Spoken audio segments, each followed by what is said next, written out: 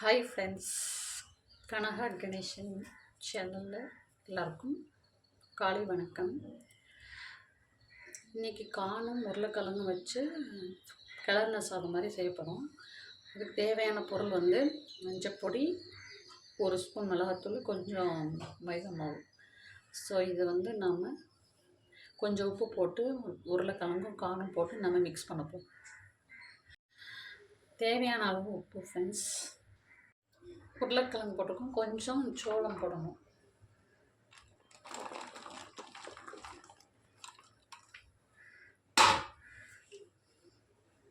இதெல்லாம் நம்ம இப்போ கொஞ்சம் மிக்ஸ் பண்ணணும்.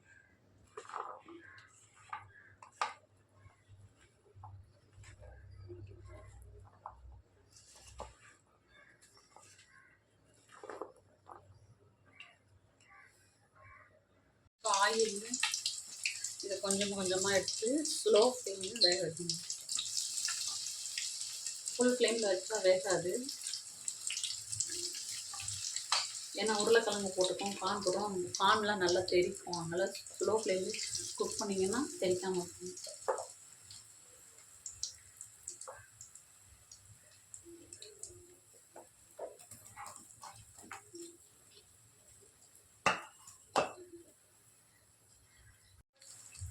இது வந்து ஸ்லோ ஃப்ளேமில் இருக்கனால கொஞ்சம் அழகாக போல் ஈவன் வரும். இதில் நம்ம காரம் அதிகமாக சேர்க்கலை. நம்ம பசங்களுக்கு காரம் அவ்வளோவா பிடிக்கனால கொஞ்சமாக 1 ஸ்பூன் தான் மிளகாத்தூள் போட்டிருக்கோம். உங்களுக்கு தேவைன்னா நீங்கள் போட்டுக்கலாம் காரம் சேர்க்கணும்.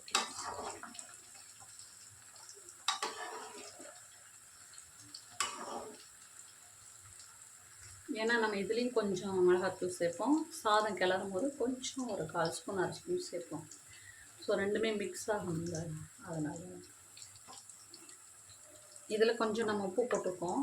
கார்ன்லேயும் உருளைக்கிழங்கு மசாலையும் சாதத்தில் ஆல்ரெடி வடிக்கும் போதே சாதத்தில் உப்பு போட்டிருக்கோம். ஸோ பார்த்து உப்பு போட்டுக்கோம். இது நல்லா வெந்துருச்சு. ஸோ உருளைக்கிழங்கு வேகாதும்.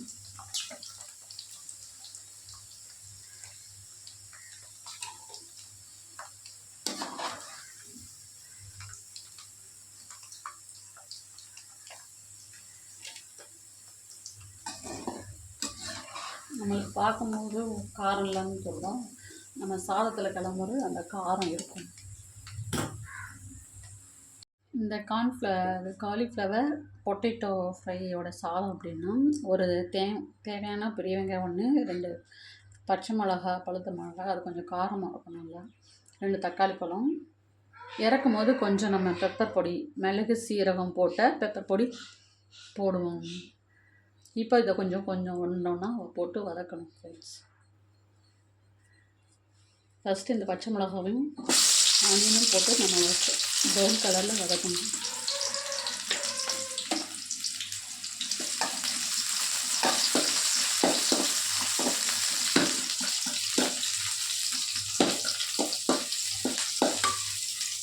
இதுக்கு லைட்டாக ரொம்பவும் அதிகமாக உப்பு போட வேண்டாம். இந்த வெங்காயமும் தக்காளியும் வதங்கிட்டு கொஞ்சமாக ஒரு பிஞ்சு சால்ட் போட்டுக்கலாம் ஃப்ரெண்ட்ஸ்.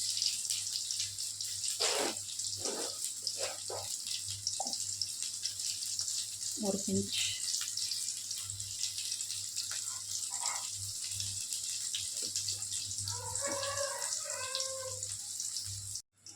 இது இப்போ கொஞ்சம் ப்ரௌன் கலர் வந்துச்சு ஆனியன். இப்போ தக்காளி சேர்த்துக்கிறோம்.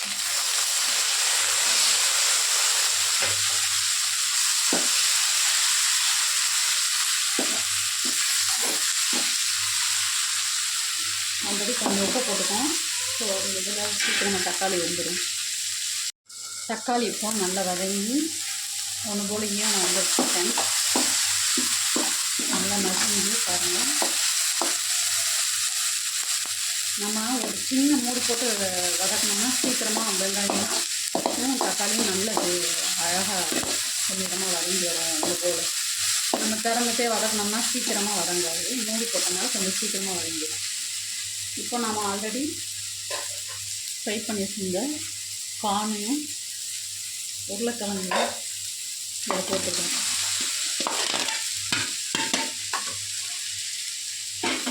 இதை ஒரு பரட்டுக்கணும்.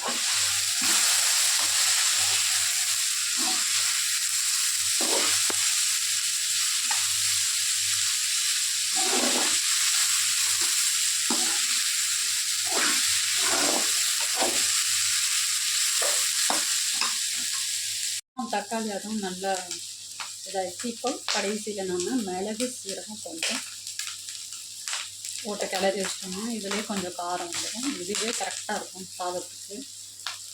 ஸோ சாப்பிடும்போது சுவையாக இருக்கும். அந்த மிளகு வந்து கடைசியில் நம்ம சேர்க்கும் போது அதோட ஃப்ளேவர் நல்லா இருக்கும், மிளகு சீரகம். ஸோ நான் குழந்தைங்களுக்கு வீட்டிலேயே இந்த மாதிரி சிம்பிளாக ரெடி பண்ணி கொடுத்தா அவங்க விரும்பி சாப்பிடுவாங்க. அழகாக ஈவனாக இருந்துச்சு. இப்போ நம்ம வடித்து வச்ச சாதத்தை கிளறிடுவோம். கொஞ்சம் கொஞ்சமாக எடுத்து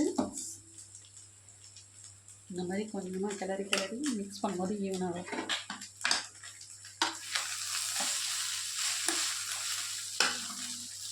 சுட சுட கார்ன் பொட்டேட்டோ ரைஸ் சாப்பிடுவாங்க ஃப்ரெண்ட்ஸ்.